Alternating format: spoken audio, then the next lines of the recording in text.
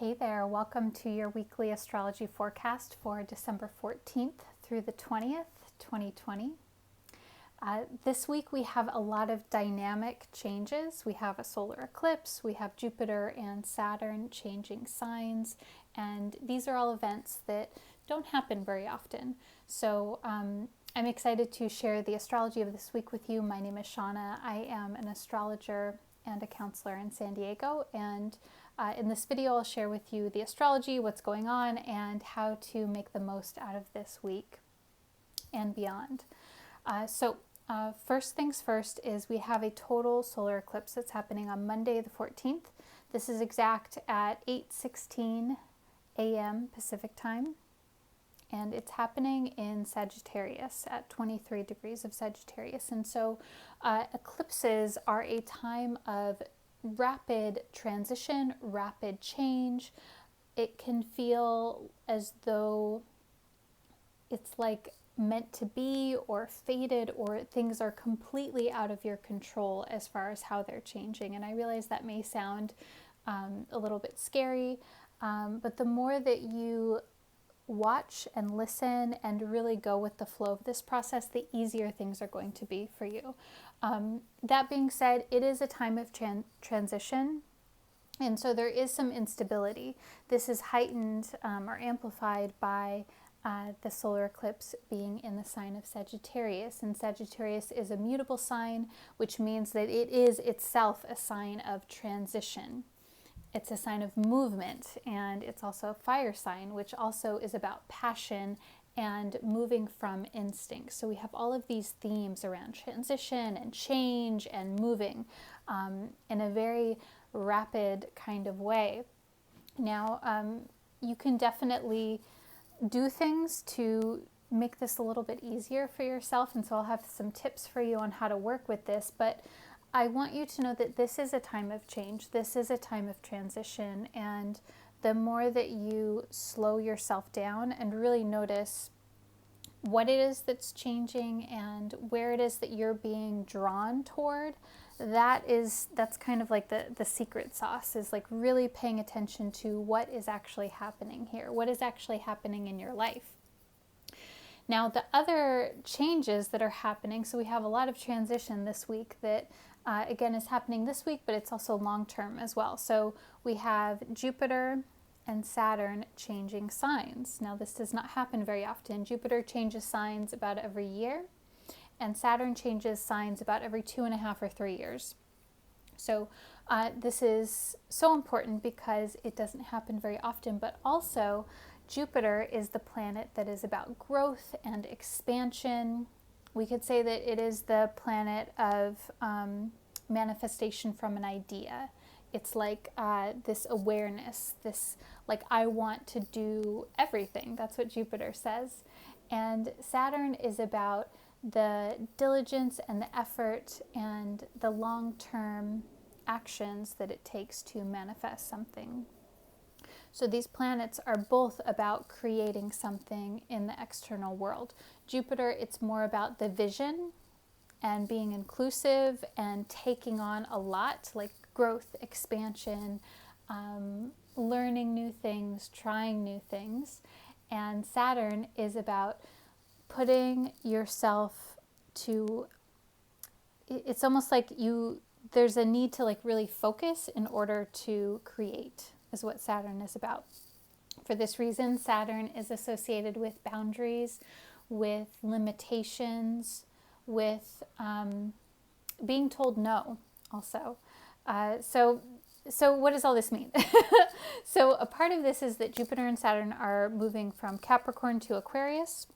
And then right after they do that, in the sign of Aquarius, they're going to conjunct. They're going to be at the same point in the zodiac. So both of these changes, the sign change to Aquarius and the conjunction, are they're big changes. So the sign change means that these energies are going to be expressed in a different way. Now, what that means for you is Jupiter and Saturn are moving to a different place in your birth chart. A different area of your life, a different house is going to be expanded, Jupiter, And there's also going to be some limitation or maybe a need to like really be more responsible and more diligent, Saturn.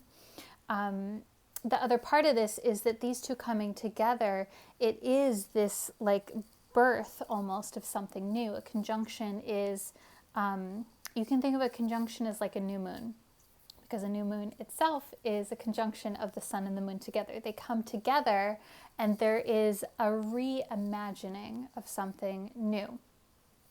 Now, this is going to, maybe have something that we could say about as far as global events, but what this means for you is that this is a new beginning in a new area of life for you. So this is going to be especially important for you to look at where you have Aquarius in your birth chart, or how that fits into the full sphere of your birth chart.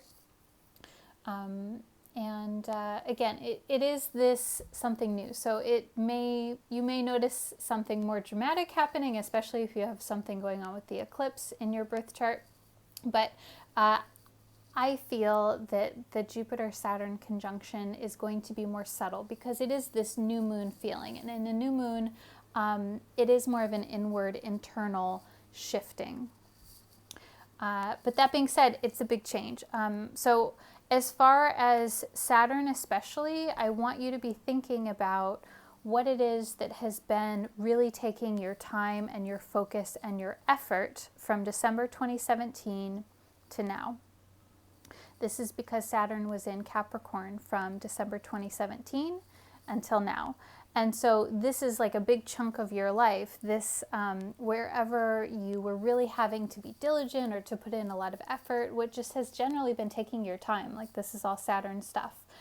There's going to be a transition of that into a new area of life. And so what are the blessings and the gifts that you have reaped from putting your effort and your energy and your attention there? I think that there's also a sense of success that can come from this. Success, or even just like, okay, I did the thing and I'm moving on. We can think of the energy of this transit of Jupiter, Saturn into Aquarius as, okay, we're moving on to something different focus. All right, so there's a few little minor transits that are sort of, we could say, eclipsed by the eclipse and the Jupiter-Saturn, but I do want to mention them just because I feel that they're a good resource for you to grab onto during all of this changeable energy, these transitions. So first involves Venus. Venus is going to sextile Jupiter-Saturn while it's in Scorpio, and then it's going to move into Sagittarius. So this is like a harmonious little opportunity. Sextile is about opportunity. Venus is about social connections. It's about beauty, love, pleasure, sensuality, relationships, of course. So there's an opportunity here to tap into the qualities of Venus. So I would say, like, especially if there is a transition that you're making, how is it that you can mend or put more energy into relationships in a way that is beneficial, that's mutually beneficial? The other little change that's happening this week is Mercury is going to conjunct the Sun while the Sun is still in Sagittarius, and then Mercury is going to move into Capricorn. So I want you to mark on your calendar the eclipse on the 14th, of course, but also Saturday the 19th as a day to really do some contemplation. This is because that is the day when Mercury and the Sun will conjunct, and this is when it's called when Mercury is in the heart of the Sun. And it's sort of, the metaphor that's used for this transit is sort of like the eye of the storm, where there is all of this chaos and movement and not to say that your life is going to be chaotic, but everything's in flux. And there's this still point in the center. That's what Mercury conjunct the Sun is like. And that, again, is happening this Saturday. So an ideal time to really get some clarity, especially if you're having dreams, notice what comes up. maybe in dreams, or if you do any kind of meditative work, Saturday the 19th is a fantastic day for that. So I have 3 tips for you. I do want to just plant the seed that we're having the solstice the following week on the 21st. That is when the Jupiter-Saturn conjunction is exact. So I'll talk more about the solstice then, but I just want to plant the seed that, there's so much happening at the last chunk of this month. So I want you to really be gentle with yourself and be patient and know that, it's going to be okay, and everyone's feeling this transition. We can say that is related to the astrology, but then also just what is happening in the world, what is happening in your more immediate environment as well is in flux. So, tip number 1 is to remember that you are transitioning. So this is number 1, to remember that, because you don't have to have everything all figured out. You don't have to have everything all set in place. This is a time of unknowing. So I want you to remember that. Remember that you are transitioning and that this is a time where things are uncertain. Tip number 2 is to remove the bullshit beliefs. So I say this because we're having this eclipse in Sagittarius, and Sagittarius is about belief systems. So we have the South Node in Sagittarius, and so this is a symbol of, the South Node in Sag is a symbol of letting go or moving on from belief systems that are maybe not working for you. This could be even just questioning why it is that you believe something. Where does your belief system come from? What is it that you know to be true, and why is that? Where does that come from? Does that come from your culture, your family of origin, your friend group, your job, or something else that is not readily identifiable? Just questioning that can be very enlightening. So that's tip number 2, to question or even remove the bullshit beliefs that aren't working for you. Tip number 3 is to focus on your long-term growth. So this is all about Jupiter-Saturn. They're meeting together, and then also the transition of Jupiter-Saturn into Aquarius.